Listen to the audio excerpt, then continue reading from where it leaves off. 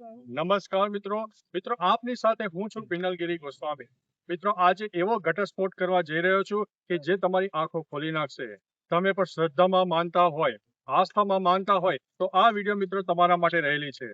મિત્રો દશામાને 10 દિવસ પૂર્ણ થઈ ચૂક્યા છે અને દશામાની મૂર્તિઓનું વિસર્જન પણ થઈ ચૂક્યું છે, પરંતુ આપણને એવી આશા હતી કે દશામાં 10 દિવસ આપણને આશીર્વાદ રૂપ રહેશે અને તે આસ્થા સાથે આપણે હંમેશા તેમની પૂજા અર્ચના કરતા હતા અને પવિત્રતા પણ એટલી જાળવતા હતા।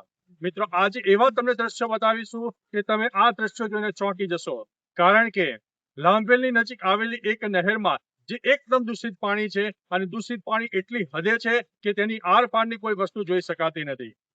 મિત્રો દૂષિત પાણી એટલી ગળીએ છે કે જેની અંદર ઢોર ઢાંકર નાવા પણ જાય છે અને મળમૂત્ર પણ અંદર રહેલા હોય છે અને ભયંકર દૂષિત પાણી હોય છે, જેમાં કપડાં પણ ધોવામાં આવે છે અને તેની અંદર ગટરનું પાણી પણ જાણે કે મિશ્રિત થઈ હોય તેવા દ્રશ્યો ગતિમાન થયા છે।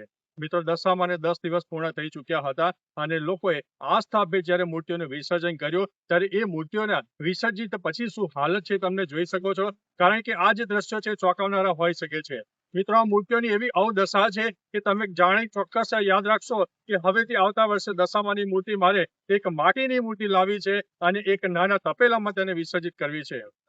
મિત્રો ઘણી વખત આપણે જાણીએ છીએ કે સરકારે પણ આપણને નિર્દેશો આપ્યા છે કે પીઓપીની મૂર્તિ ન લાવશો અને અમુક હાઈટ ઉપરની મૂર્તિઓ માન્યતા નથી।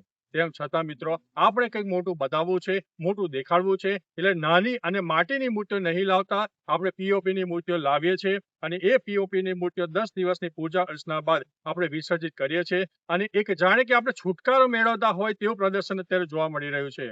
મિત્રો આ જે મૂર્તિઓ છે એ અત્યારે નહેરમાં વિસર્જિત કરવામાં આવી છે, પરંતુ આજે તારીખ 23 ઓગસ્ટ છે અને મૂર્તિઓના વિસર્જન બાદ મૂર્તિઓની શી હાલત છે તેના દ્રશ્યો અત્યારે તમારી સમક્ષ દેખાડી રહ્યા છે।